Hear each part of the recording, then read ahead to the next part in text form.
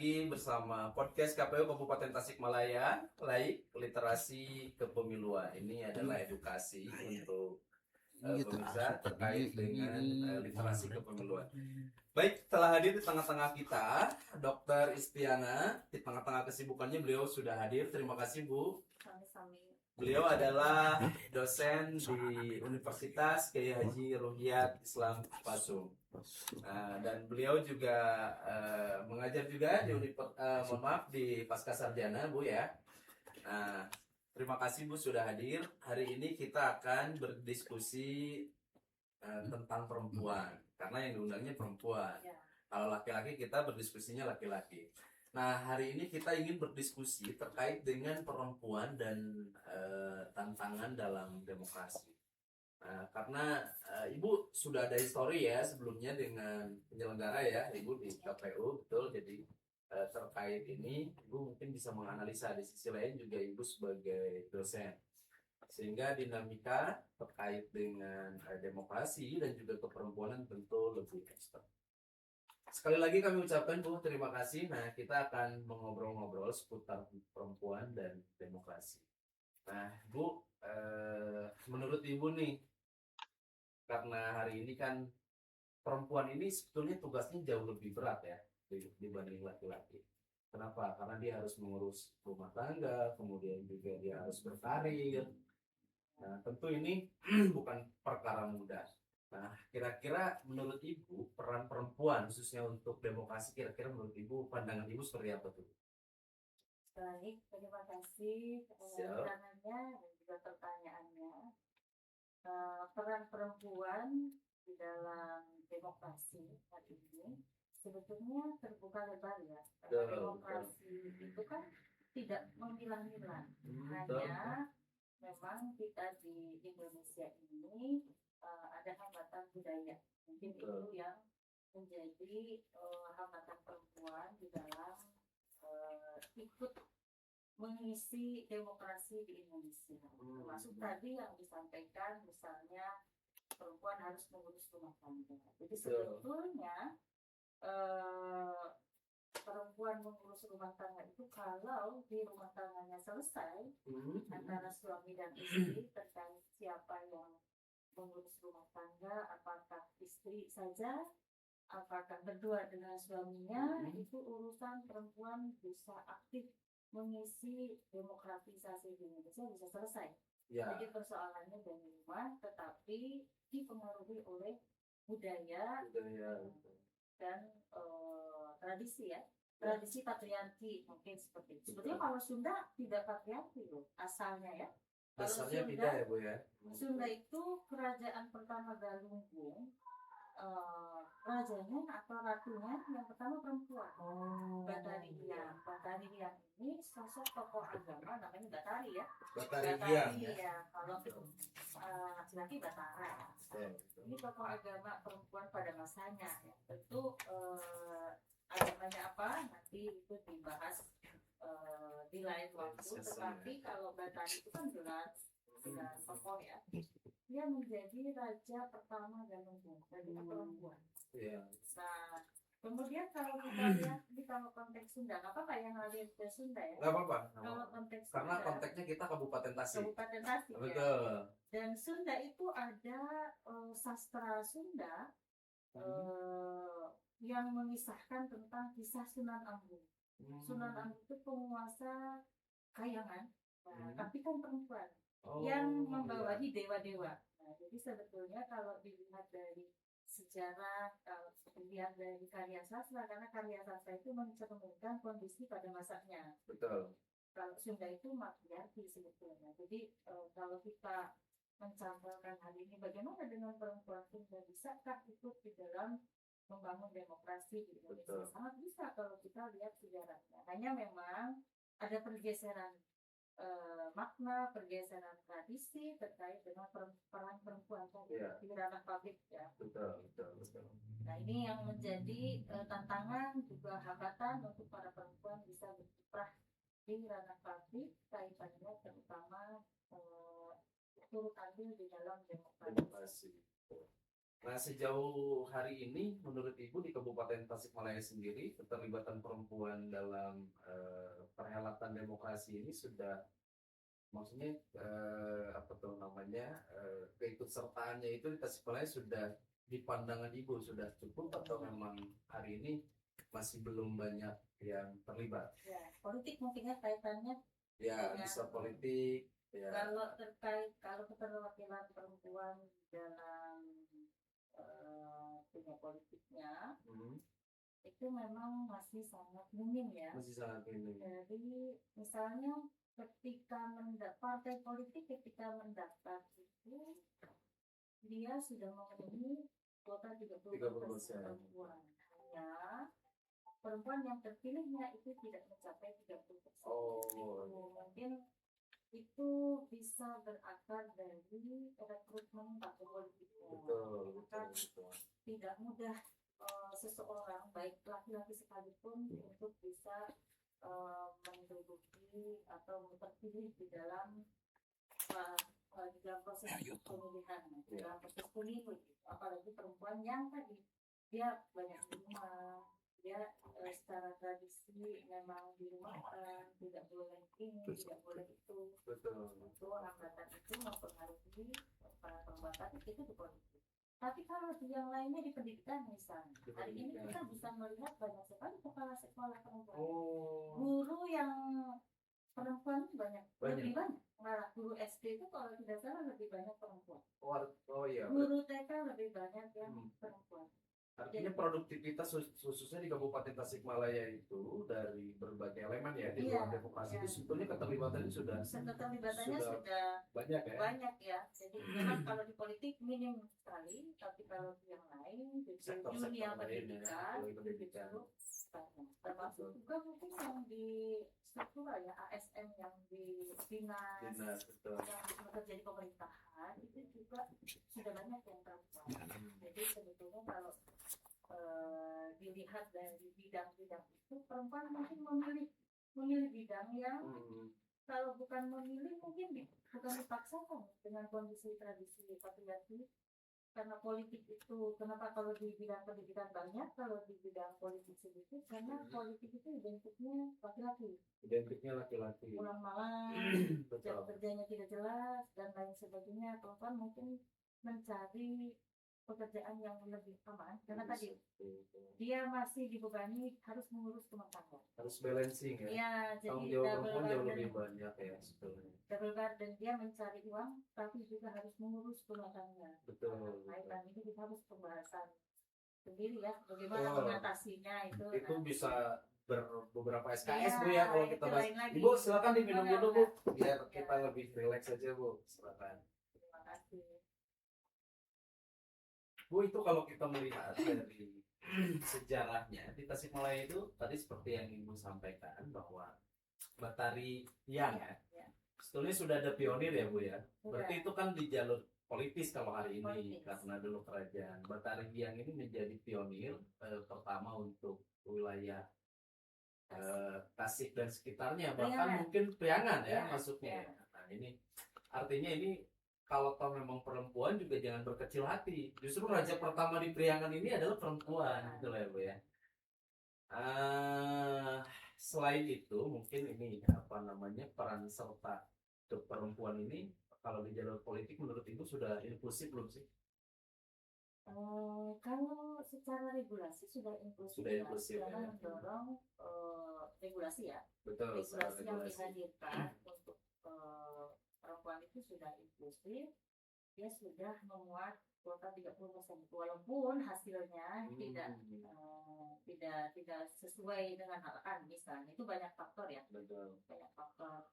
Kemudian kalau di bidang yang lainnya terkait dengan inklusivitas, saya kira sudah inklusif juga. Tadi seperti yang saya sampaikan dalam bidang pendidikan dan lain-lain. Karena memang pekerjaan tuh banyak ya, bukan hanya pada sektor demokrasi saja. Tidak memang. Cuman kan kebijakan-kebijakan itu apakah inklusif atau tidak, kita harus melihat pada berbagai produk undang-undang. Nah, misalnya, memang perjuangan untuk mencapai produk undang-undang yang memiliki keberpihakan pada perempuan itu panjang dan lama dan membutuhkan banyak sekali dukungan dari berbagai pihak. Dan itu alhamdulillah ya, sebetulnya sudah inklusif dan artinya harus ada di situ ditekankan kan keterpenuhan perempuan 30%. Iya, karena tujuannya kuota 30% itu agar ada orang di ranah kebijakan atau di parlemen yang bisa memperjuangkan hak perempuan. Ya, perempuan ataupun permasalahan perempuan. Betul. Misalnya undang-undang tindak pidana kekerasan seksual sudah Alhamdulillah. Ya, memang itu yang paling rentan adalah perempuan. Betul. Kemudian juga dulu perjuangan kuota 30% itu juga perjuangan itu. Berdarah-darah itu. Itu juga salah satu perjuangan menghadirkan inklusif situasi kondisi kebijakan yang inklusif ya. Betul. Bu, tantangannya bagi perempuan berkecimpung di demokrasi selain tadi ya domestik itu bagaimana bisa membalancekan antara sisi karirnya juga dengan merawat. Kira-kira tantangannya menurut Ibu apa yang dihadapi perempuan untuk dia bisa totalitas ya, artinya jadilah gitu, aktif di luar tapi di rumah selesai. Nah ya. Itu ya, ini memang salah satu yang menjadi kendala bagi perempuan ya, double burden. Dia punya dua pekerjaan domestik dan pekerjaan publik.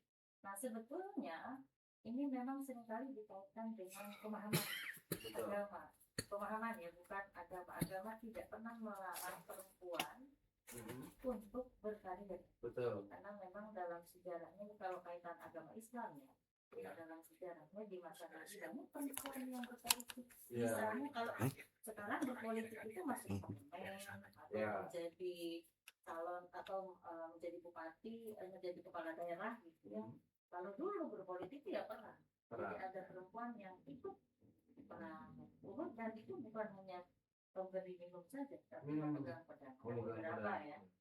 Nah, persoalannya adalah sebetulnya adalah tidak melarang perempuan berpolitik, tidak melarang perempuan untuk bekerja di luar pabrik, tidak melarang perempuan mencari nafkah.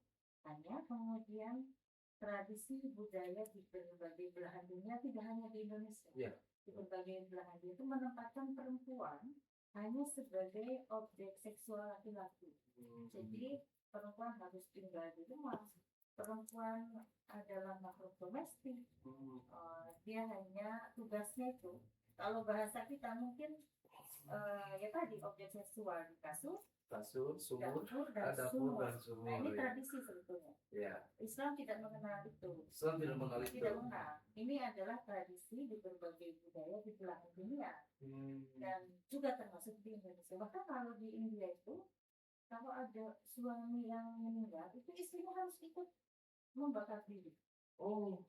Se-ekstrim itu ya? Se-ekstrim itu. Bahkan di Yunani itu dulu, pada zaman dulu, anak perempuan itu tidak berharga. Jadi kalau ada anak perempuan, dia tidak diberi nama, tapi dinisbatkan, disandarkan pada bapaknya. Misalnya ini anak perempuannya Pak Ade misalnya, anak perempuannya Pak Jovi misalnya, dia nggak punya nama. Tapi itu di berbagai belahan dunia, di berbagai negara waktu itu sampai hari ini itu tidak mudah sekali untuk hilang. Bahkan kan perempuan menjadi pemilih itu kan diperjuangkan di Barat. Di Barat itu dulu perempuan tidak bisa menjadi pemilih, tidak bisa menjadi yang dipilih. Nah, terbatas sekali berarti ya ruang lingkupnya. Jadi memang sejarahnya sudah begitu dari dulu sampai kemudian di Indonesia juga sama. Di Indonesia, tapi di Indonesia tidak se-ekstrim di luar ya. Itu di Indonesia perempuan sejak kemerdekaan, sejak sebelum kemerdekaan perempuan sudah begitu. Jadi kalau kita lihat perjuangan bagaimana perempuan berjuang di ranah publik tanpa dari menyampingkan pekerjaan di rumah ya, karena sebenarnya pekerjaan di rumah itu harus dibintangkan dengan orang rumahnya, dengan suaminya ya. Nah, di mana Islam juga mengenal perempuan boleh berkiprah di luar di Indonesia. Dalam sejarahnya beberapa perempuan Indonesia juga berkiprah seperti Kadin lah, kemudian Dewi Sartika, ini kan juga berkiprah ya. Kemudian tahun 1928 di Kongres Perempuan pertama yang kemudian menjadi Hari Ibu, itu juga perjuangan perempuan. Betul. Dalam sejarah Indonesia sebenarnya seperti itu. Tapi tadi karena tradisi ini mendunia, sehingga sulit sekali untuk keluar jadi image Saiful Sumur Nasdem. Justru dengan lahirnya Islam ini, perempuan itu diberikan ruang yang seluas-luasnya ya. Karena kalau tadi dari tradisi Yunani dikasih nama saja tidak boleh ya, harus disandarkan pada ayahnya gitu. Apalagi mungkin zaman-zaman sebelumnya ya, sebelum Islam datang. Maka dengan Islam datang itu seperti yang tadi Ibu sampaikan, bahwa ini menjadi justru ini melindungi hak-hak perempuan. Tidak lagi sebagai budak. Tidak. Ini ya dalam tanda kutip budak nafsu laki-laki gitu ya. Bisa berubah. Tapi sejauh ini kalau menurut Ibu secara universal, khususnya di Indonesia itu hak perempuan sebenarnya sudah terakomodir ya Bu ya? Sebetulnya secara umum sudah ya.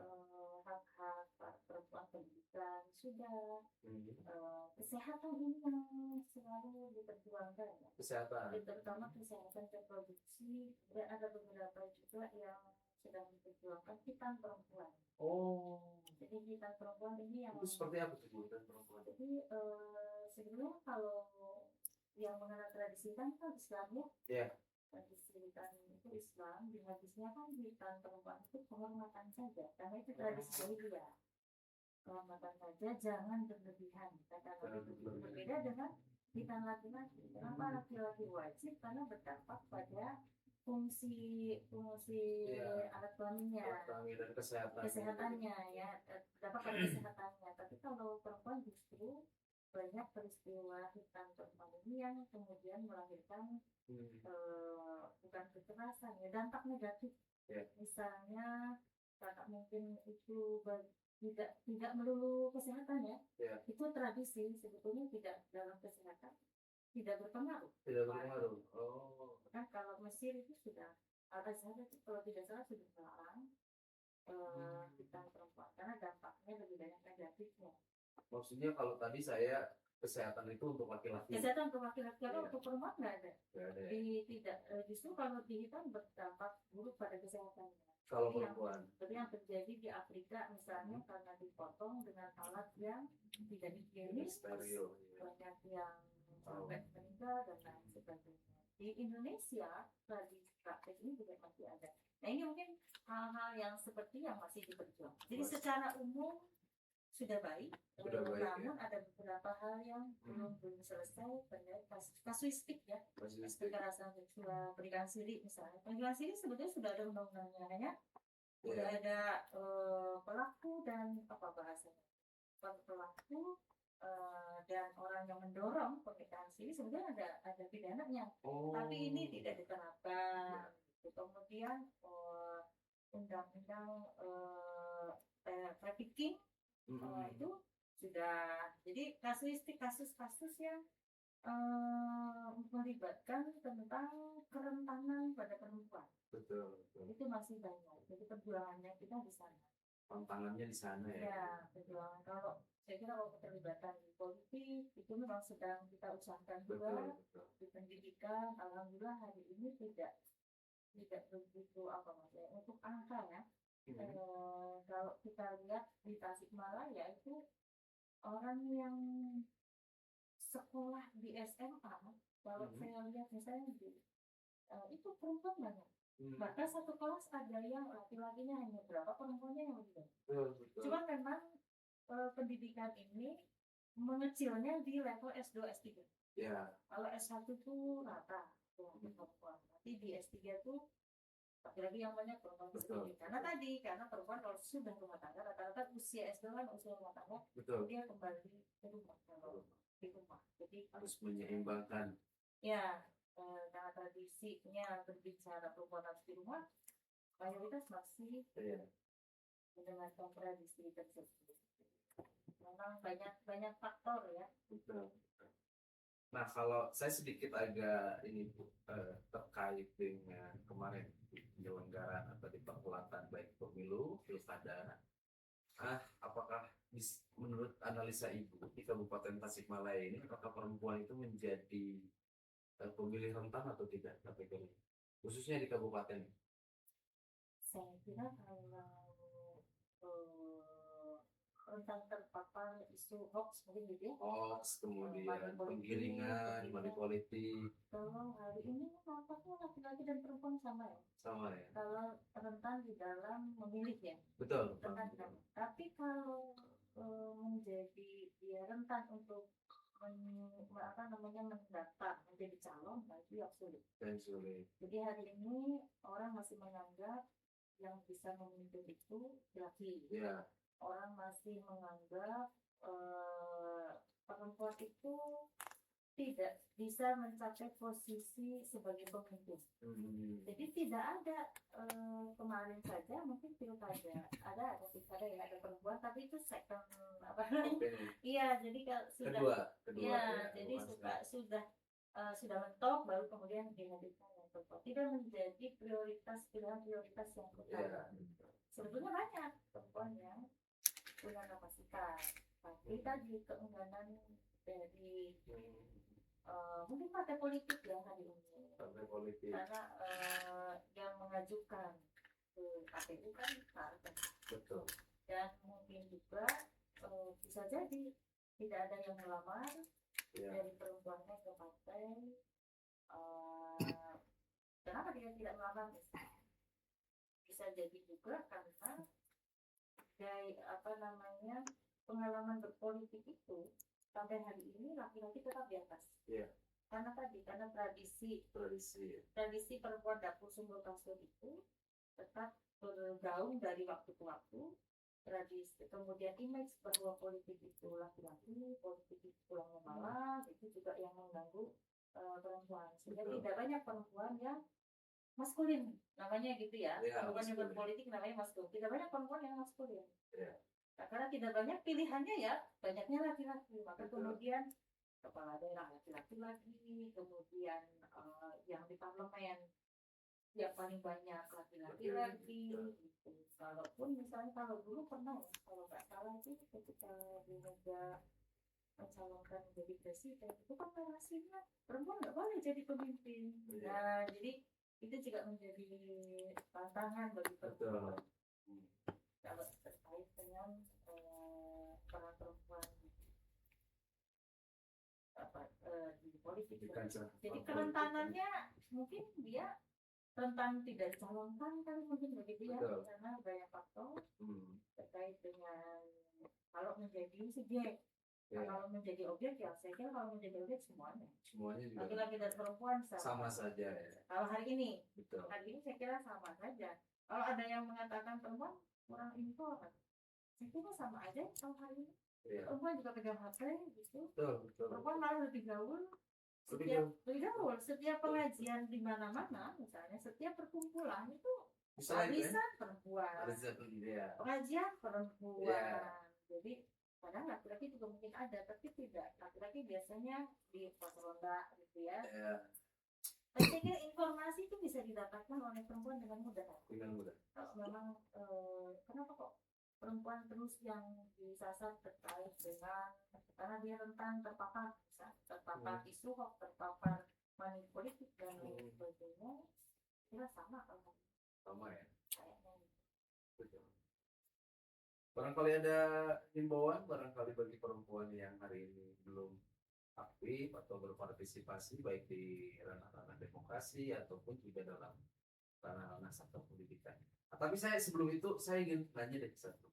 Nah, Ibu kan lebih banyak aktif sebetulnya di akademisi. Nah, gitu.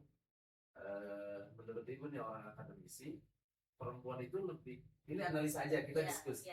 Tidak kita menjudge ya. Menurut Ibu perempuan itu lebih efektif di peran-peran pendidikan tadi atau memang di demokrasi? Itu pilihan ya saya kira. Choice ya. Pilihan. Banyak ya. Bagi yang punya kapasitas kapasitas di dunia politik, ayolah berpolitik. Ya. Bagi yang punya kapasitas di dunia pendidikan, ayo di pendidikan. Bagi yang punya kapasitas di ekonomi misalnya, bisnis gitu menjadi ya. bisnis, menjadi pengusaha, ya itu dikembangkan. Dikembangkan saja, karena saya jadi ingat novelnya Nawar El-Saadawi ya. Jadi Nawar El-Saadawi itu perempuan yang hidup di keluarga patriarki. Dia kalau kita baca novelnya, jadi novel Nawar El-Saadawi itu berdasarkan pengalaman. Ada yang berdasarkan pengalaman pribadi, ada yang berdasarkan pengalaman orang. Jadi perempuan agar bisa naik daya tawarnya seperti itu, dia harus pendidikannya tinggi. Dia harus mapan secara ekonomi. Jadi ini maka hari ini para perempuan yang sudah berpendidikan dan misalnya dia sudah S1, tingkatkan lagi, mau S2, mau S3, jadi jangan khawatir. Itu kalau versinya Nawar El-Saadawi. Betul. Kemudian harus punya ekonomi yang baik. Ya. Baru perempuan ini diperhitungkan. Itu versi Nawar El-Saadawi. Tapi memang ini juga menjadi ini rasional untuk hari ini. Untuk para perempuan yang ingin berkiprah di ranah publik adalah yang pertama pendidikan yang baik. Ada kok yang nggak sekolah pintar. Nah, hari ini zamannya orang lihat ijazah. Orang di mana-mana bisa, orang tidak sekolah tapi dia bisa punya pencapaian yang baik, tapi itu berat dan hanya orang-orang tertentu saja. Siap. Ada yang bisa mencapainya, tapi hari ini kalau bahasanya jangan ijazah. Formal. Iya, daftar KPU pakai ijazah, daftar PNS pakai ijazah, semuanya pakai ijazah. Tapi sebetulnya pendidikan itu kan bukan hanya karena ijazah, itu mempengaruhi pola berpikir. Semakin tinggi pendidikannya, maka pola berpikirnya semakin baik. Karena ibu kan guru pertama untuk anak.